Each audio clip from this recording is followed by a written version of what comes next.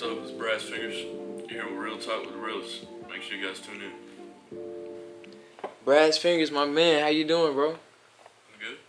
I'm here. I'm alive. I'm bright. I'm tired. But hey, I'm on my 2 feet. And I got some of Tennessee's finest. That's what's up, man. Came in all the way down here for that in Real Talk, huh? Oh, yeah. Definitely. Made the trip. About 45 minutes from the house. I'm not nearly as far away as Twitty, but... Oh, man. Yeah, so, yeah, you already been out here. Yeah, already been out here. Man, well, again, appreciate you. Much love. Thank you for coming on Real Talk, man. For sure. You for having me. So, man, before we go ahead and get all the way into the music and everything, let's get a little bit about your background, man. So, where are you from? Originally from a small little country town in Wisconsin called New London, Wisconsin. Mm-hmm. Population about 7,000 people. Lived there my whole life. Moved when I was 18, 19 when I graduated high school. Mm-hmm. For the most part, that's where I grew up, and I've been down here since 2011, 12, something like that. Okay. Yeah. Okay, what made you come out to Nashville? So kind of like halfway through my high school career, I always messed with playing guitar and stuff like that, and took lessons, and then parents bought me a guitar when I was young, and I played that, and it was too fucking hard, and I was like, well, I want to do something different. And they're like, nah, we just bought this fucking guitar, you're gonna learn, and I'm like, well, look, let me just try this one thing. If I don't do that, then I'll just, you know what I mean? So I started off with guitar, and then kind of went into some drums, and then started learning some piano, and didn't really do anything with it through middle school and stuff like that. Just kind of just played at the house. Mm-hmm. Kind of started just playing in the church band. They needed a drummer, so played in the church band, and kind of really started like cutting my teeth on just being like a performer first, I guess. And then high school, I was just in the show choir room one day because we took our study hall in the show choir room because I didn't want to sit in study hall with some old ass teacher just like nagging on us, right? So like the study hall was for us that wanted to, like, was music people, whatever. We just did it in the show choir room. So I was in the show choir room one day, and we were just listening to music, just hanging out, doing our work, doing whatever we was doing, and they had a kid in there. So I was just hopping on a kid, just fucking around, right? And I was just playing just to play. Well, like, the band teacher from the other side of the study hall room came over and was like, who's been playing? Because at this point, like, I'm in the office, just talking to the show choir lady, you know? She's like, who was playing over here? She's like, that's him. He's like, that's your new show choir drummer. And I was like, what? You know, because usually, like, the show choir stuff, it's like, it's kind of something you're not bred into, but, like, you got to be in it for years to progress through the ranks, I guess, right? Not saying it's, like, some, like, prestigious thing, but I was just a nobody that didn't play in band, that, you know, didn't know how to read music, didn't do any of that. He's like, oh, that's your drummer. So that's kind of where I started off as far as my background with music in general. Just started playing instruments, guitar, piano, drums, and it kind of progressed from there.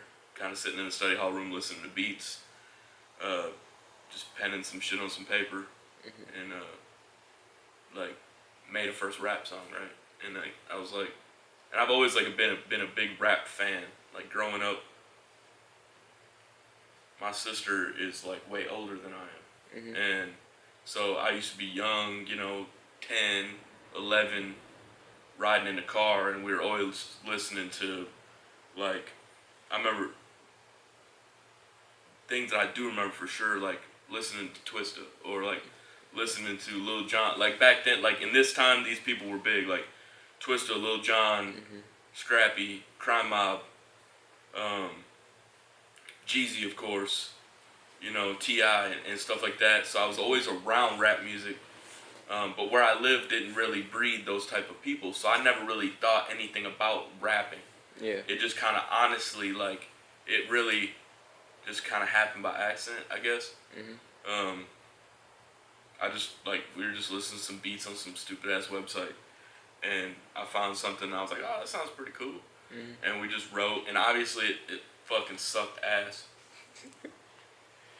The first one's always kind of, But not to the me, it was best. cool. Yeah, exactly. Because Right. that's what that's what you're doing for it. But I had a lot of people around me that had zero idea of what I was trying to accomplish. Right. They're like, we've never seen a rapper. Nobody in my town raps.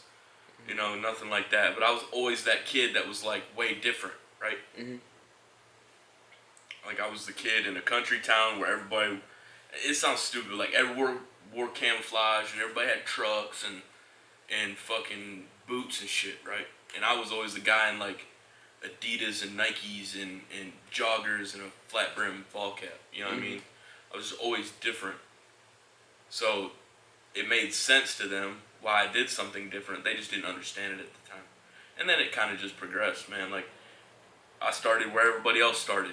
Kind of got just the cheapest recording rig I could possibly find. Ended up trading some musical instruments for a what was it?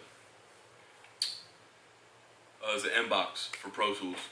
Trading that for an M-Box for Pro Tools and getting Pro Tools, and then I'm starting to like figure that shit out, right? Like how the fuck do I even use this stuff? I don't know. Like I'm opening it up, trying to figure it out, and then I bought my first microphone at a pawn shop in Memphis. Like I was actually down in Memphis, checking out University of Memphis because I was gonna go to school at Memphis for music. Right. And we were just out getting something to eat, and we drove by this pawn shop, and they had like big musical instruments in the pawn shop, right? I'm like, fuck it, I'm poor. You know what I mean? I'm gonna go. That's my shit, right? I go to the pawn shop to go buy some music shit. Right.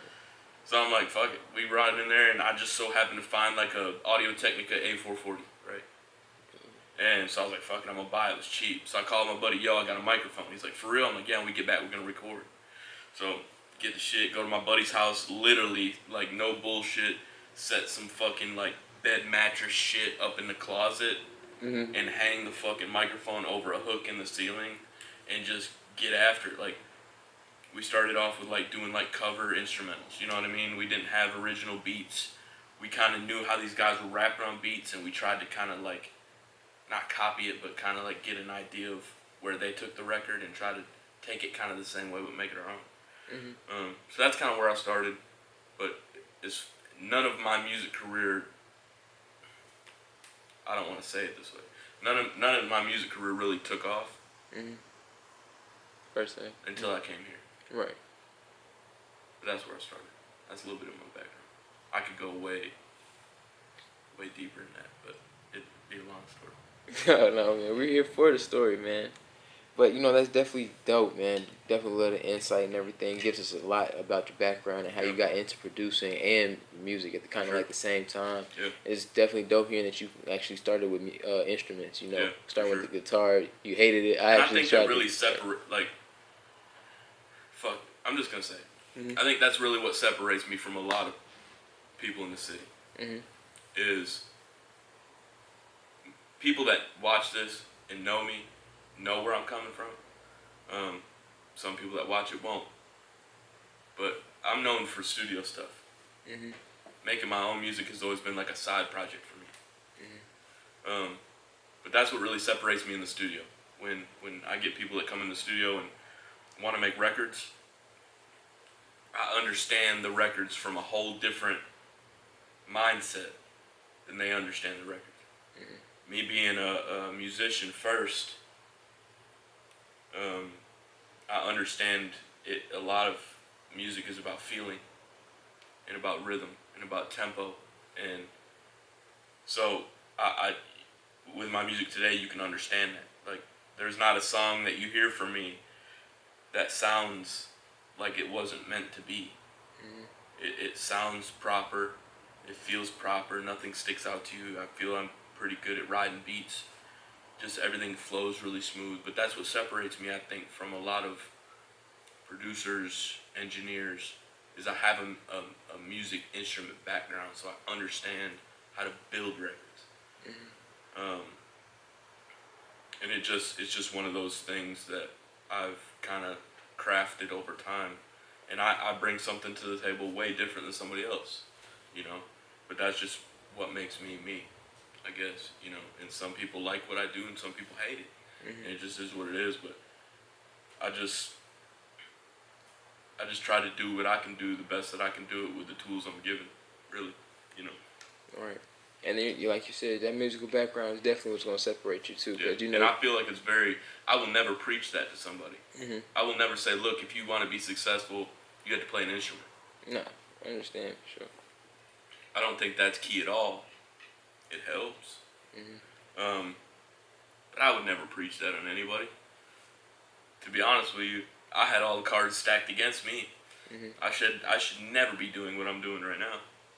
To be honest with you, you know, Mm-hmm. I have a day job. Yeah, I go make bread. I pay my bills. I handle my business.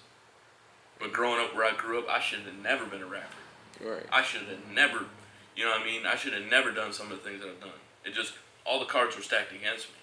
I just so happened to do something so different that nobody else did it. And there was a few kids in my graduating class, oddly enough, that went to Belmont.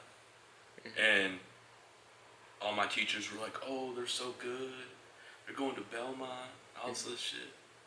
But like, the only person out of my graduating class that came to Nashville, I don't know about everybody else, but the only person out of my graduating class that went to Nashville to do music or go to school for music, the only one that's still working is me.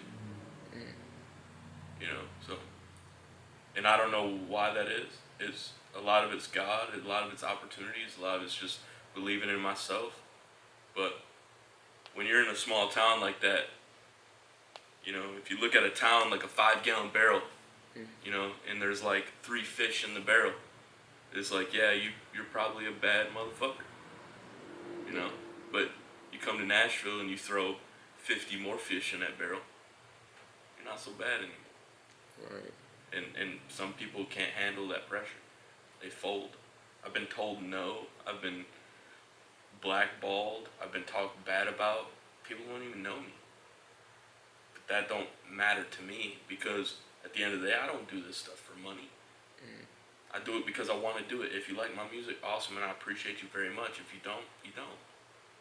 I'm not asking nobody to buy tickets. I'm not asking nobody to buy my records. I'm not doing none of that. I'm doing music for me. And if the people like it, that's awesome. And I love doing it. I don't care if somebody buys my record. If somebody messages me on Instagram or Facebook and says, yo, that song was fucking badass. That's worth way more than the $1.29 to me. Mm-hmm. You know, and a lot of people can't keep that separate. They can't understand the difference between a passion and a career. There's work in both. You just have to pick which one. Is this going to be a hobby? Or is this going to be a job? You know, at the end of the day, it's fun, but you still have to work. And a lot of people can't do that. They just want to have all the fun and no work. You know, it's like, so what do you do? It makes sense, man. I feel it. I feel it, man. That was really deep. A lot of gems in there, too. A lot of gems. I try to help out as much as I can with people. Especially I in my studio, when people come to me, I do a lot of artist development. Mm-hmm. I'm not just in there pushing buttons, recording you, doing a mix for you, and sending you on your way. Mm-hmm. When you come to me for multiple reasons, I feel like. So it's in my best interest to give you the best product you can possibly have. And in order for me to do that, I may have to coach you a little bit, or I may have to be a little hard on you to get to do some things. And everybody that works with me knows that. Mm-hmm. There's a lot of people that don't like that. They just want to come in, record, do whatever they want to do, and go home. But those are the guys that are just doing it for a hobby. And I understand that. It took me a while to understand because not everybody's as passionate about the shit as I am. Mm-hmm. But it took me a while to understand that, so you can't, sometimes you just gotta wash your hands and walk away. Yep. And then there's times where you gotta get your hands dirty, because it's worth it. Exactly. So, I'm willing to do both. I feel it, man. I can see it, too. So, like, you've been in the industry for a little minute, man. I like hearing what you're saying. So, like, are there things that you can tell us that you like and don't like so far? Or some obstacles that you have, been in your way that you had to get over since you've been on this journey right now as an artist? Yeah. And I'm going to speak as an artist and as a studio person. Yes. Because it kind of goes hand in hand. Mm-hmm. As an artist, I don't have to deal with a whole lot of bullshit because I do a majority of stuff myself. Mm-hmm. Here recently, I kind of linked up with Cans, and they've helped me a lot. with just kind of a lot of like placement and figuring out and kind of marketing ideas and kind of strategizing plans for stuff. And, you know, with one person doing everything, it gets a little hectic. So with the artist stuff, I don't have to deal with a whole lot of bullshit because I do a lot of it myself. You know, I'm recording myself, I'm mixing myself, I'm mastering the records for the most part up until now. I'm distributing the records on my own. I'm doing everything on my own. I'm finding beat. I'm doing everything. So I don't have to deal with a lot of bullshit. I've never been an artist that gets a lot of features. So I don't have to deal with that. On the studio side, it's way different. Some things are the same, some things are way different. Some of the hardest people I've ever had to deal with are people that have zero money to get a record done. They don't have a budget. You know, they don't know what they want. They're not a talented, God, I sound like a dick. They're not a talented artist. They don't have anything going for themselves.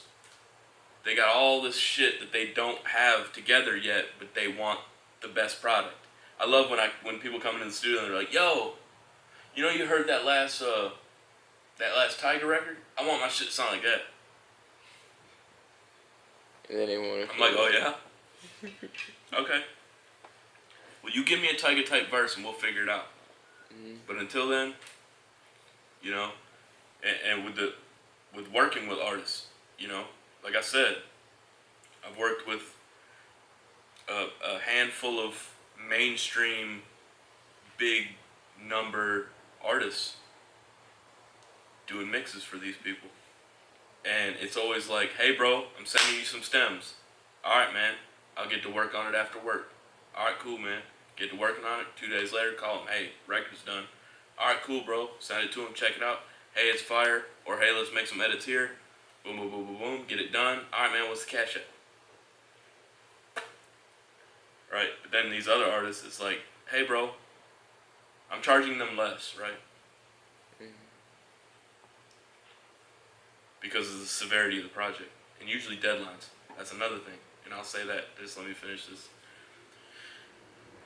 When I work with a regular artist, for the most part, if I don't know you, a lot of the times, you gotta like bug them to get bread. Or like, bug them to get you this on time. Or they send shit and the shit's fucked up. Or these mainstream artists don't have any time for that. They send you the shit, the shit's right, you get it done, it gets right, it's done, we move on, I get paid, they get paid, life's good. And then for some of the upcoming artists, it's not so much that way, but I try to help people out and teach them and try to show them better ways of that. But it's just one of those things, man. It's like you never know what you're gonna come across, so you just gotta kind of be ready for everything. Right. You know, I tell myself all the time in the back of my head, I imagine that everybody I meet is gonna be a piece of shit until they prove me different.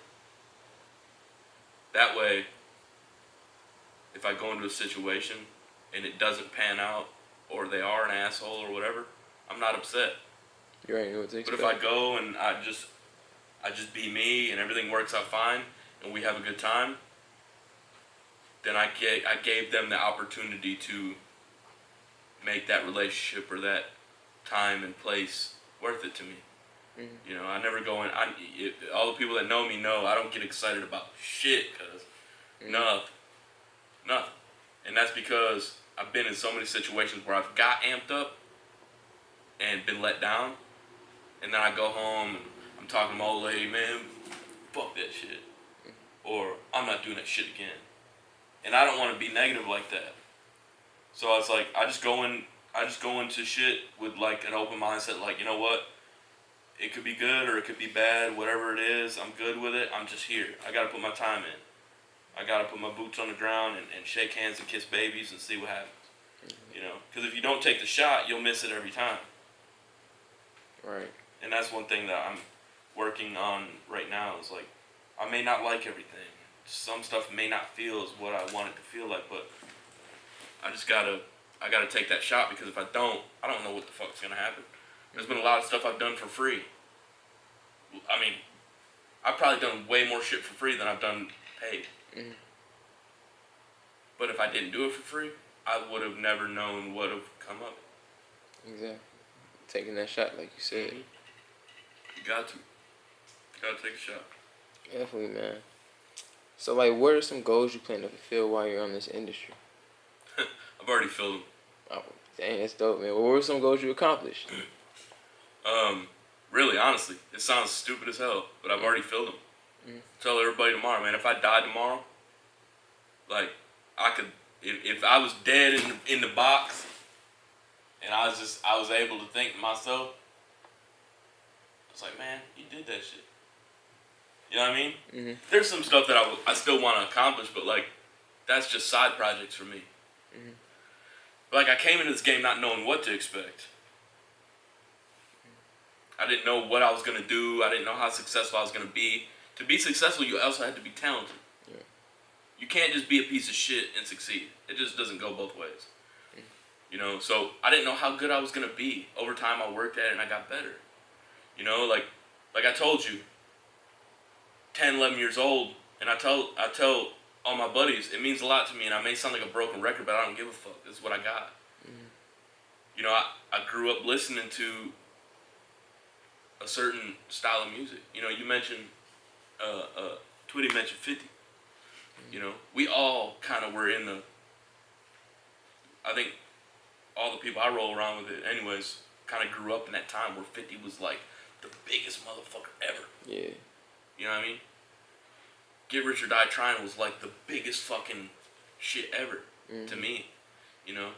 And like, listening to that type of music, you know, I remember when Bubba Sparks came out with Miss New Booty, you know, and stuff. And it's like, fast forward from listening to that stuff when I was 11, 12, 13, whatever, to now I'm 28. It's like, I've done records for Bubba Sparks. And I mixed 3 albums for Young Bub. Mm-hmm. Like, that shit's crazy to me. Right. It didn't get me rich. It didn't get me famous.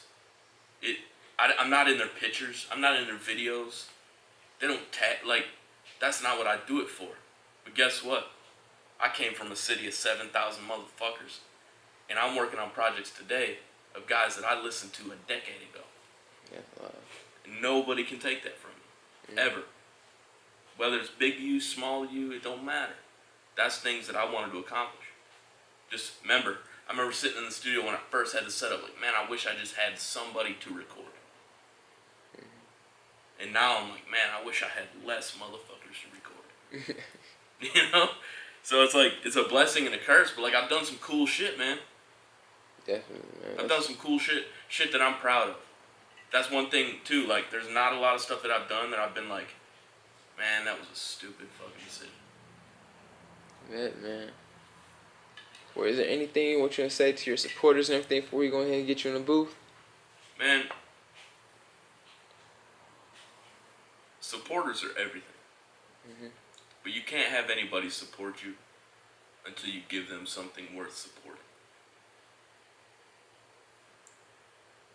So I feel like over this time, I've been trying to give people something that I feel honored by creating. So all the people that follow me and see what's going, they've seen where I've came, and they've seen what I'm doing, and people that are just gonna now tap in with me. I'm not a boxed in person. If you go to my Apple Music and you search Brass Fingerz and you click on Sugar Daddy, you're gonna get a record that you ride around in, you get hyped, you're gonna go to the club, you and your old lady gonna be in the car jamming, acting crazy. And then you're gonna listen to a song like Change Up that takes you down a whole different lane. And then you're gonna listen to a song like Miami that takes you down a whole different lane. And I feel like the people that I have in my corner now that support me for that reason. Because they can wake up whether they're in a shitty mood or a good mood. You don't listen to Moneybagg Yo when you're in a bad mood, bro. Mm-hmm. You just don't. But I feel like the stuff that I create, it don't matter how you're feeling, you can wake up and play one of my joints. So to all the people that support me, I appreciate you guys. And I would like to say, like every artist says, if it weren't for you, I wouldn't be doing it. But I still would. Because I do it for me. I ask you to support me. I ask you to listen. I ask you to just understand where I'm coming from as an artist and as a person, but this is therapy to me. If you just stream my records or listen to my records and don't give me $1, I love you the same. I don't care about shows. I don't care about you going out there jumping up and down for me. If you want to do that, that's fine. And I appreciate it a lot. But at the end of the day, I do this for me, for Tyler. You know? I don't do this for Brass or Brass Fingerz or who motherfuckers think Brass Fingerz is. Because when I leave here, yeah, I'm dressed halfway ass decent now. But majority through the week, I put my boots on and go to work and get fucking dirty, man. Whether I got people in my corner or not, I do this for me. And I hope that shows. I really do this shit. It's not fake. Everything in my music is for you guys to understand that's a real motherfucker. He's going through and talks about stuff that I go through every day. And it's not all sad. And it's not all good, but it's just for the people. Because I've been there. And I was like, look, I've been there. I got to create music for people that are going through stuff like me. So they have something to be happy and proud about. Like, hey, I know that guy. You know, that's cool. So like to all my supporters and all the new supporters and the people that are going to follow me, I haven't even touched yet. Like I've dropped singles here and there. And they're good. But like I'm putting together a project now to where people will get a big taste of what I have to offer. And I'm really excited about that because I think to date is some of my best work. So to all the people that watch me and follow me and I support you guys and I appreciate you guys as much as you support and appreciate me. Really I do. To all the new people, I hope you take the time to just find out who I am. I'm not going to be running around giving you shit to visually look at. I'm not flashy car, flashy chain, brand new whip, fit, fucking bullshit. Like, this is just me. I'm this motherfucker every day. Sitting, making music, drinking whiskey. Like, that's just me. So, like, I just hope everybody that sees this will go and listen to me and all my crew members and enjoy what we have to bring to the table because I think we all bring something different. Definitely, man. I appreciate you, man. Let's go ahead and get you in the booth, bro. All right, brother. Thank you, man. Anytime. Yeah, you remember cruising on college and give a fuck by the mileage. Your parents slid you the keys, they gave you those for the honors. You give me head like a scholar, I'm so addicted to you. We used to ride in that Taurus and just imagine a coupe. I'm sick of fucking with bitches and now I'm fucking with you. But you remember me back in the day in the new. Used to pull up on you early on the way to the school. You brush your hair and your tooth, we hit the gas and get loose. Remember all them times in the ride when you used to slide on me. Remember all them nights in the whip when you used to strip for me. Remember all them nights that you cried with me by your side only. Remember all the times that we shared, we're both grown and we're scared. I never was the popular guy, but I had more than a dream. Most stay in the city, I left the city for cream. Yeah, I'm out here on my own, trying to live me a dream. Yeah, as hard as it seems, shit right here make a king. So I tell you all my plans, then I throw them in the dirt. Fuck flexing on the gram, I make that motherfucker work. Yeah, I like to do shit, but I love to do it first. And I like to be fresh, like the 8s on a vert. Only kid in my city that gave a fuck about a pen. I used to sit in the back, fucking with bitches and pens. Make the beats on the desk, now I'm making the checks. I put my money in the bank, not for pictures and texts. Only kid in my circle, put them hands on them racks. Hit my phone with a call, I call that number right back. Like, are you good, are you strapped? Do you need me to come?